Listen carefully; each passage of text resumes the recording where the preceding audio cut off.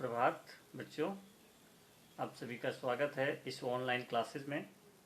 मैं Chandrashekhar Roy, assistant professor, Kashi Sahu college Saraikela, department of history, Kolhan university. प्यारे बच्चों, आज के इस क्लास में हम लोग बात करेंगे यूजी सेमेस्टर 5 के पेपर नंबर CC 11 के विषय में। और जो टॉपिक है वो है साइमन कमीशन।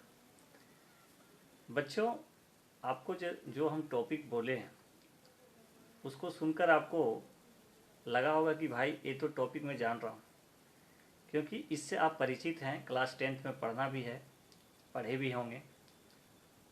लेकिन इसमें थोड़ा सा कुछ अच्छे से पढ़िए, क्योंकि BA लेवल के जानकारी है।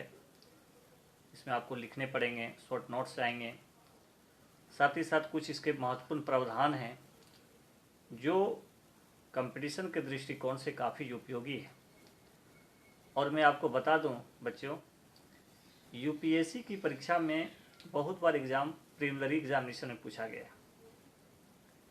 तो साइमन कमीशन के विषय में आज हम लोग प्रकाश डालेंगे कि यह कमीशन क्यों आया, कितने मेंबर थे, क्या प्रावधान थे, किस प्रकार से प्रतिक्रिया भारत में हुई इस कमीशन के खिलाफ में। तो प्यारे बच्चों, आप जानते हैं 1919 ईस्वी का अधिनियम आया था।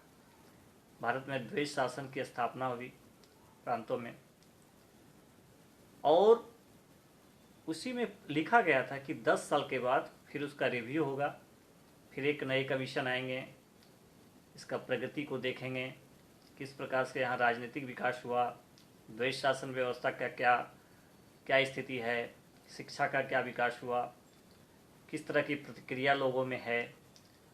तो इसको देखने के लिए एक आयोग 10 साल के बाद गठित होने की बात कही गई थी। तो 1919 को यदि आप लेते हैं तो उसका टाइमिंग 10 साल होता है 1929। लेकिन एक कमीशन को पहले गठित कर दिया गया, क्योंकि 1929 में वहाँ चुनाव होने वाला था। यानी एक कमीशन को गठित करने की घोषणा 1927 में ही कर दी गई थी। लेकिन साइमन कमीशन जो आए वो 1928 ईस्वी में आए, फरवरी 1928 में। प्रश्न ये उठता है कि इसको साइमन कमीशन क्यों कहा गया था। तो इसमें there are 7 member in Simon commission, but chairperson is sir John Simon, so it is called Simon commission because जो मेंबर चेयरपर्सन होते हैं उसी के नाम पर वो कमीशन का नाम होता है। जैसे आप मान लीजिए नेहरू रिपोर्ट को ले लेते हैं, तो नेहरू रिपोर्ट क्यों कहा गया? Because Motilal Nehru as chairperson of this committee, इसलिए उसको नेहरू कमेटी बोला गया, क्योंकि वो मोतीलाल नेहरू की अध्यक्षता में हुई थी, उनकी अगुवाई में हुई थी। इसलिए सर जॉन साइमन इसके अध्यक्ष थे, डील कर रहे थे, इसलिए उनके नेतृत्व के कारण इनका नाम साइमन कमीशन हो गया। 7 मेंबर थे, but there are no any Indian member in this commission. तो कोई इंडियन मेंबर नहीं थे, और वो आ रहे थे सिचुएशन भारत का देखने के लिए, भारत का पॉलिटिकल सिचुएशन को जानने के लिए, यहाँ का इकोनॉमिक कंडीशन को जानने के लिए, यहाँ का शैक्षणिक स्थिति को जानने के लिए। अब कैसा जस्टिस हो सकता है? यदि यहाँ के कोई मेंबर, यहाँ का कोई सदस्य उसमें रहते, भारतीय रहते, तो यहाँ के बारे में वो बता सकते थे। लेकिन कोई भी मेंबर नहीं है, सारे ब्रिटिशर हैं। तो इसलिए मद्रास का जो अधिवेशन हुआ इंडियन नेशनल कांग्रेस का, उसमें ये संकल्प पारित किया गया कि साइमन कमीशन का जो है पुरजोर भारत में विरोध किया जाएगा।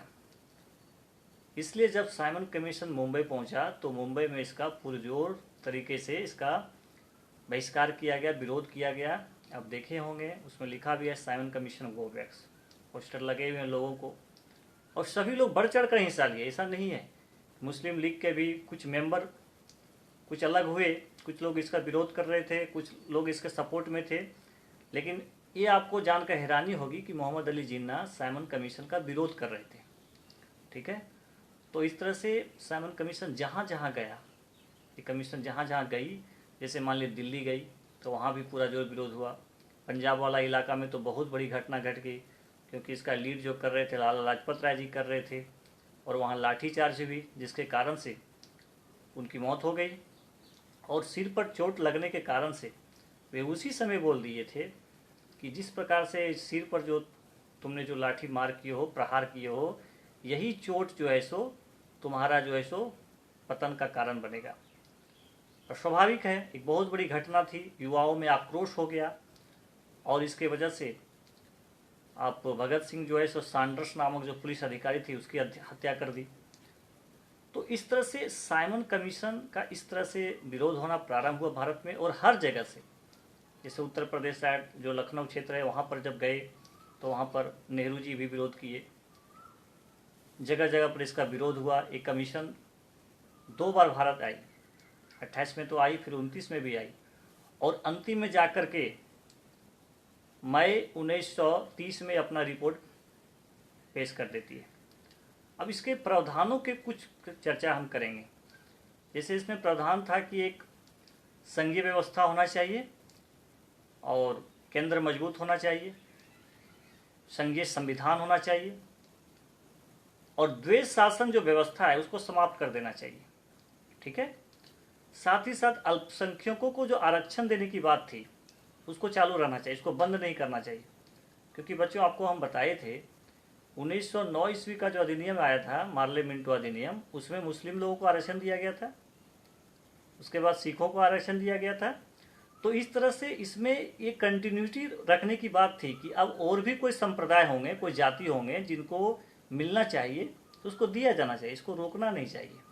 ठीक है, तो अल्पसंख्यकों के आरक्षण से संबंधित जो थे उसको कंटिन्यूटी किया गया, मतलब कंटिन्यूअस किया गया, उसको रोका नहीं गया। ठीक है, और भारत से बर्मा को अलग करने की बात की गई, यानी जो बर्मा है उसको भारत से अलग करने की बात की गई। ठीक है, तो इस तरह से कुछ महत्वपूर्ण प्रावधान थे और सामन कमीशन के। और निश्चित रूप से 1935 ईस्वी का जो अधिनियम आगे चलकर आया उसमें सामन कमीशन का जो प्रतिवेदन था बहुत कुछ हद तक उसमें शामिल किया गया।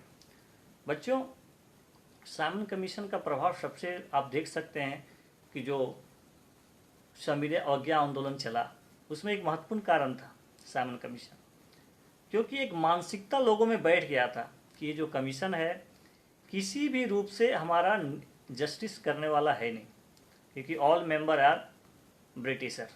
ठीक है, तो इसलिए एक नेगेटिव थाउट जिसको बोलते हैं, यहाँ पर लोगों को लगा कि ये कमीशन हमारे साथ न्याय नहीं करेगी, इसलिए इस सविनय अवज्ञा आंदोलन में एक असंतोष का ये भी बहुत बड़ा कारण था। यानी कारण के रूप में आप साइमन कमीशन को लिख सकते हैं, इसको आप इंटरलिंक कर सकते हैं क्योंकि जुड़ा हुआ है।